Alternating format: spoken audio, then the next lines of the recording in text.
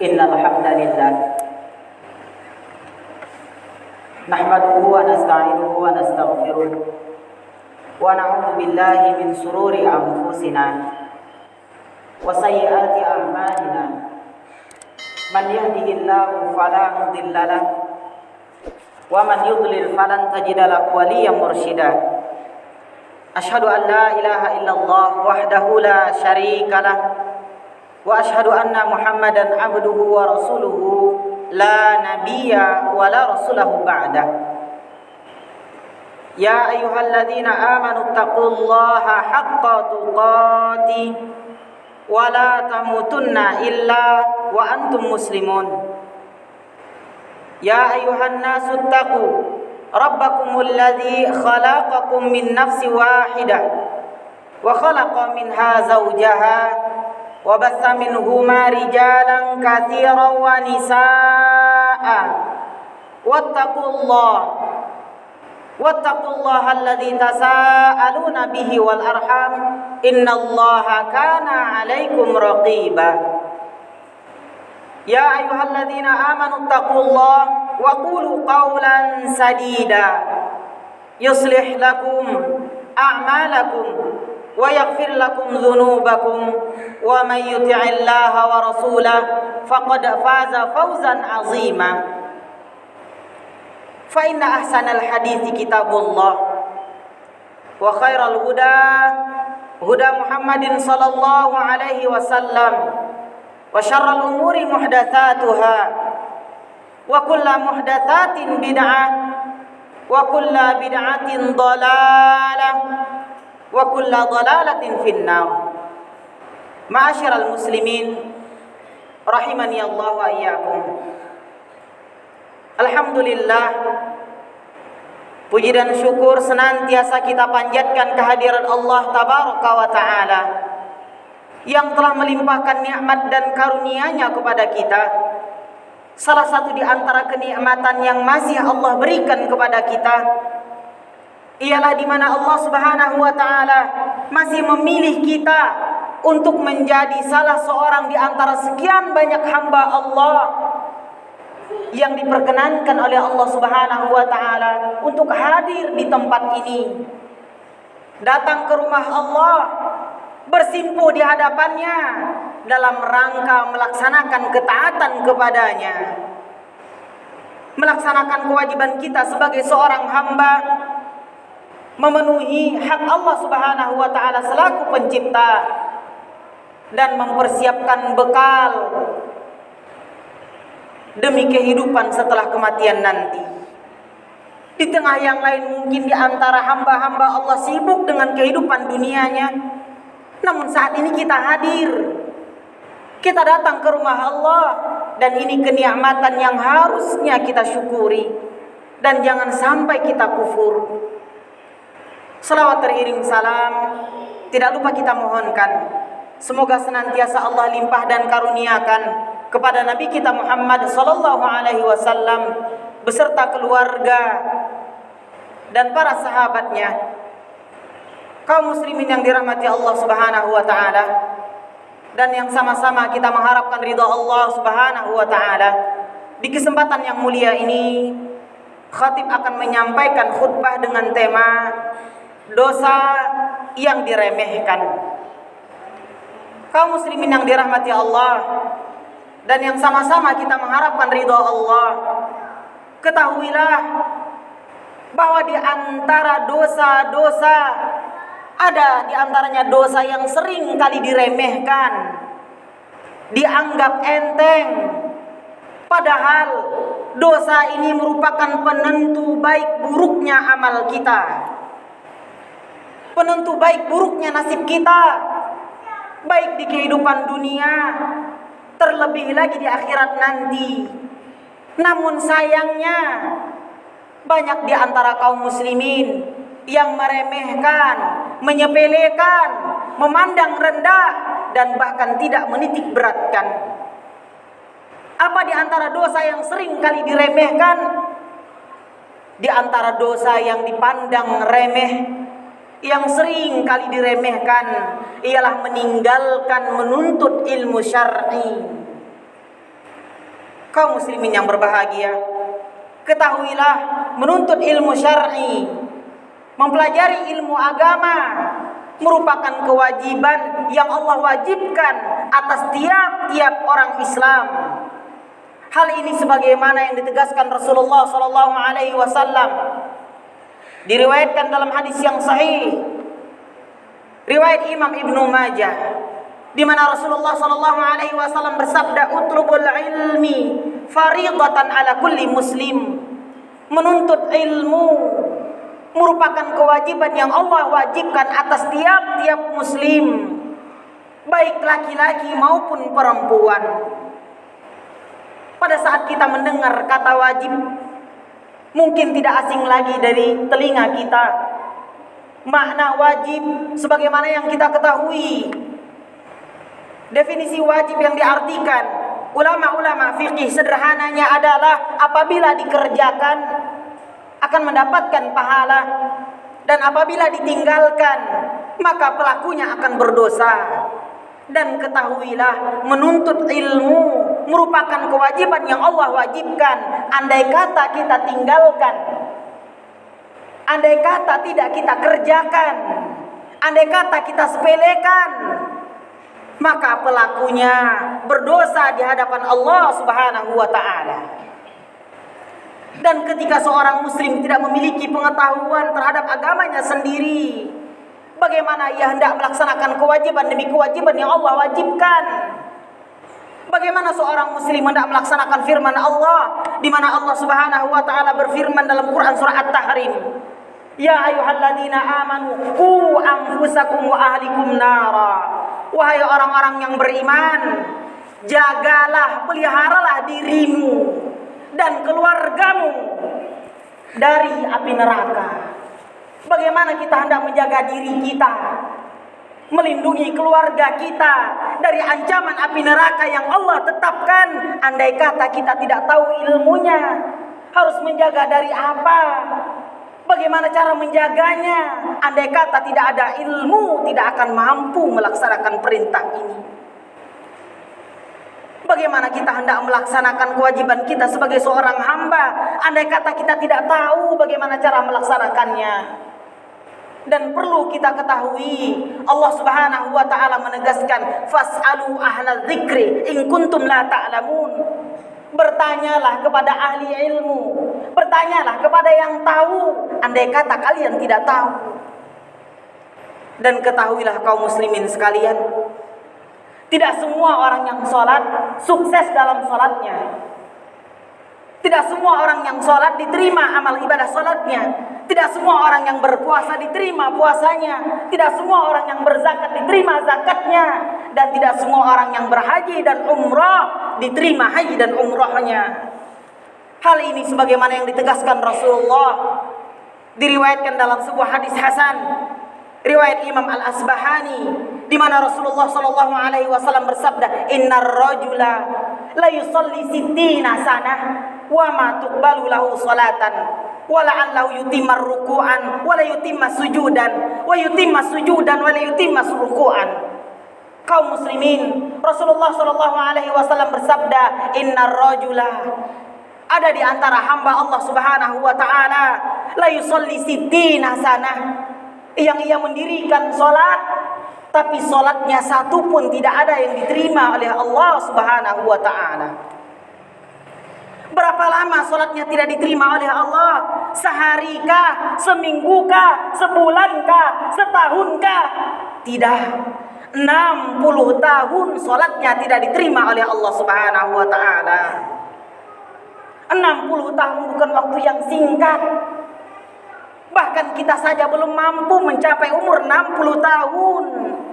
Dan orang yang mungkin 60 tahun hidupnya belum tentu mendirikan sholat selama 60 tahun. Tapi satu pun tidak ada sholat yang diterima oleh Allah. Apa penyebab rusaknya sholat hamba tersebut? Apa yang menyebabkan tidak diterimanya salat hamba tersebut? Rasulullah sallallahu alaihi wasallam menegaskan, wala allahu yutimmar ruku'an wala yutimma sujudan. Di satu waktu ada orang yang salat, rukuknya sempurna sama dengan yang dituntunkan Rasulullah, Akan tetapi sujudnya tidak sempurna, tidak sesuai dengan yang diajarkan Rasulullah. Wala'allahu yutimma sujudan wala yutimma ruku'an. Dan di sisi yang lain, di waktu yang lain, ia mendirikan sholat sempurna sujudnya, sama dengan yang diajarkan Rasulullah, tapi rukuknya tidak sempurna.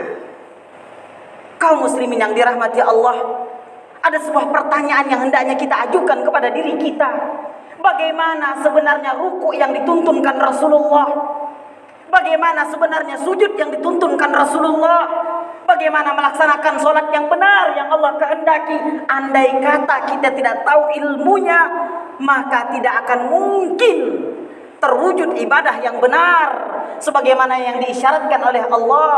Mungkin saja kita jatuh dalam kekeliruan yang menyebabkan bayangan kita, prasangka kita, sholat kita baik, perasaan kita, sholat kita sempurna, tapi kita tidak pernah mengkaji ayat-ayat yang menuntunkan tentang sholat, hadis-hadis Nabi yang menuntunkan tentang sholat, sehingga kita sholat seikut nafsu kita, sesuai dengan kemauan kita, tanpa berlandaskan dalil dari tuntunan Nabi Sallallahu Alaihi Wasallam. Mungkin saja orang yang 60 tahun sholatnya tidak diterima, dan kita pun termasuk di situ. Andai kata kita tetap ego, tidak mau mempelajari ilmu agama, tidak mau mengkaji hadis-hadis Nabi Sallallahu Alaihi Wasallam, maka perhatikan, coba kita renungkan firman Allah Subhanahu Wa Taala. Allah Subhanahu Wa Taala telah menetapkan, mengisyaratkan bahwasanya ada orang-orang yang mereka menyepelekan ilmu agama, memandang rendah ilmu-ilmu syar'i, tidak bersemangat untuk mempelajarinya. Dan Allah telah menetapkan, wa man a'rada an dzikri fa inna lahu ma'isyatan dhanka wa nahsyuruhum yaumal qiyamati a'ma. Qala rabbi lima hasyartani a'ma wa qad kuntum basira. Qala kadzalika atatka ayatuna fanasitaha wa kadzalika yauma tunsa. Allah Subhanahu wa taala telah menegaskan bahwasanya ada di antara hamba-hamba Allah yang mereka ketika datang ayat-ayat Allah, ketika datang peringatan dari hadis-hadis Nabi, mereka memalingkan wajahnya, mereka memandang remeh. Ketika datang seruan ajakan untuk belajar, mereka menyepelekannya. Ketika datang peringatan yang meluruskan perbuatannya, ia tidak mengindahkannya, ia memalingkan muka dengan sombongnya. Maka ketahuilah, fa inna lahu ma'isyatan dhanka. Allah berjanji kepadanya, orang tersebut akan Allah tetapkan, kami akan berikan kehidupan yang sengsara baginya, kehidupan yang penuh dengan derita, meskipun bergelimang harta tapi jauh dari ketenangan, meskipun memiliki jabatan yang tinggi tapi jauh dari ketenangan. Ini janji Allah kepada orang-orang yang sombong, yang tidak mau belajar. Cukupkah sampai di situ? Tidak. Dan Allah menyebutkan bahwasanya mereka akan dibangkitkan di hari kiamat dalam keadaan mata mereka buta. Dan Allah menyebutkan mereka akan berkata nanti, qala rabbi lima hasyartani a'ma. Ya Allah, kenapa kami dibangkitkan dalam keadaan buta? Wa qad kuntu basira, padahal dulu di dunia kami bisa melihat. Maka Allah Subhanahu wa taala menegaskan, qala kadzalika atasna ayatuna. Demikianlah kalian ketika datang peringatan kami, kalian pura-pura lupa, kalian pura-pura tidak tahu, dan kalian memalingkan wajah. Dan pada hari ini kalian dikumpulkan dalam keadaan buta, dan kalian akan dilupakan. Wal iyadu billah. Kita berlindung diri dari keburukan tersebut. Kaum muslimin yang dirahmati Allah, sholat saja ketika tidak sempurna, Allah tegaskan tidak diterima. Andai kata sholat fardu tidak diterima, lalu bagaimana nasib sholat-sholat sunnahnya? Bagaimana nasib sholat duhanya, bagaimana nasib sholat tahajudnya, semuanya akan hangus, tidak diterima. Dan lalu bagaimana nasib puasanya, bagaimana nasib zakatnya, bagaimana nasib hajinya. Ketahuilah, andai kata sholat seorang hamba rusak, amal yang lain tidak akan Allah terima. Sebagaimana yang ditegaskan Rasulullah, awalu ma yuhasabu bihil abdi yaumal qiyamati shalah. Fa in salah saluha sairu amali, fa in fasadat fasada sahiru amali. Andai kata salat seorang baik, maka dianggap baik seluruh amal ibadah yang lain. Tapi andai kata salat seorang hamba buruk, jauh dari keikhlasan, tidak sesuai dengan yang dituntunkan, maka amal ibadah yang lain tidak Allah terima. Barakallahu li wa lakum fil Qur'anil azim. Wa nafa'ani wa iyyakum bima fihi minal ayati wa dzikril hakim. Wa taqabbal minni wa minkum tilawatahu innahu huwal ghafurur rahim.